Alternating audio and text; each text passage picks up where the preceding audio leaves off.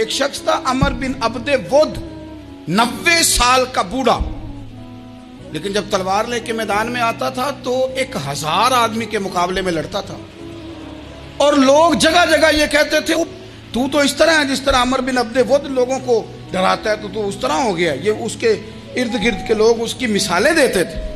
جنگ خندق جب ہو رہی تھی تو یہ مقابلے میں آ گیا، تو حضرت علی المرتضیٰ شیر خدا کرم اللہ تعالی وجہ الکریم بھی تشریف فرما تھے۔ اب پورے عرب کے اندر اس کے بارے میں یہ کہا جاتا تھا کہ اس سے نہ لڑو، وہ تو خونخوار ہے، وہ تو درندہ ہے، وہ تو جنگلی شیر کی طرح آتا ہے، وہ تو کاٹ کھانے کو دوڑتا ہے، اسے کون لڑے۔ ذہن بنا دیا لوگوں نے کہ عمر ابن عبد ود کے مقابلے میں کوئی نہیں آ سکتا۔ خندق میں یہ آیا، اس نے للکارا مسلمانوں کو، آؤ وہ تمہاری جنت کدھر ہے جس کے بارے میں تم کہتے ہو کہ ہم شہید ہوں گے، تو آؤ میرے مقابلے میں نکلو۔ جب اس نے پہلی دفعہ للکارا تو ابھی بات ختم نہیں ہوئی تھی کہ مولا علی تلوار لے کے اللہ اکبر کہتے کھڑے ہو گئے۔ حضور نے فرمایا بیٹھ جاؤ، حضرت علی پھر بیٹھ گئے۔ وہ پھر پکارا اٹھو کوئی میرے مقابلے میں، تو مولا علی شیر خدا پھر کھڑے ہو گئے، پھر کھڑے ہو گئے۔ حضور نے فرمایا بیٹھ جا۔ ایک شخص نے کہا علی یہ عمر بن عبد ود ہیں، فرمایا مجھے پتا ہے۔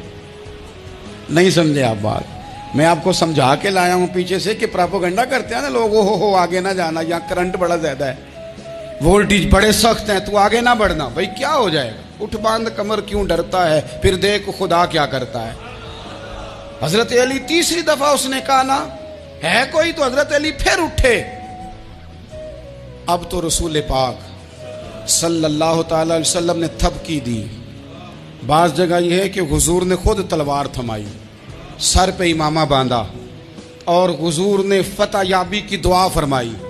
حضرت علی گھوڑے پہ بیٹھے نکلے، اور جب اس کے سامنے گئے تو جا کے کہنے لگا میرا پتہ ہے۔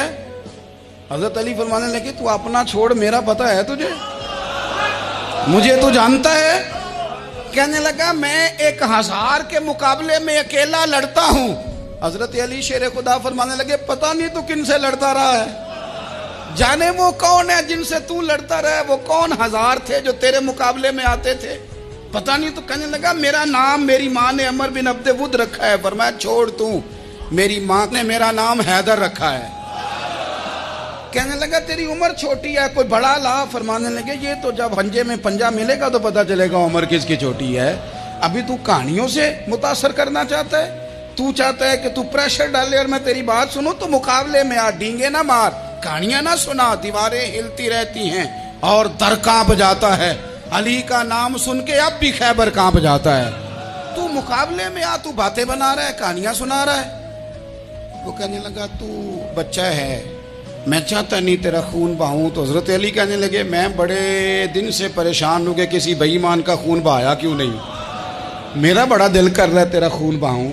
اس نے بڑی زوردار ضرب لگائی، غصے میں اتنا پاگل ہوا، کیونکہ اس کے بارے میں معروف تھا کہ وحشی مزاج آدمی، اتنا سخت پاگل ہوا غصے میں، اس نے اپنے گھوڑے کے پیر کاٹ ڈالے، پہلے تلوار گھوڑے کو دے ماری، اس کو کاٹ کے دوڑا۔ یہ کیوں کرتے تھے لوگ، عرب کے لوگ اس وقت یہ کام کرتے تھے کہ ہم نے گھوڑا ہی مار ڈالا ہے تاکہ ہم بھاگ نہ سکے، کہتے ہیں نا کشتیاں جلا دی ہیں کہ اب واپس جانے کا راستہ ہی بند ہو جائے، گھوڑے کے پیر کاٹ ڈالے کہ بھاگنا نہیں، اور بڑی زور سے اس نے ضرب لگائی حضرت علی پر۔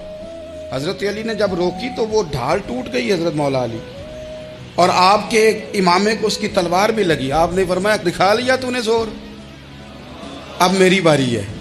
حضرت مولا علی شیر خدا کا قد بظاہر چھوٹا تھا، صحابہ کہتے ہیں ہم دور سے دیکھ رہے تھے، اللہ اکبر کہہ کے تھوڑا سا زمین سے وہ اٹھے، تھوڑا سا اٹھے، اور پھر دوبارہ نہیں انہیں تلوار چلانی پڑی، ایک ہی ضرب لگائی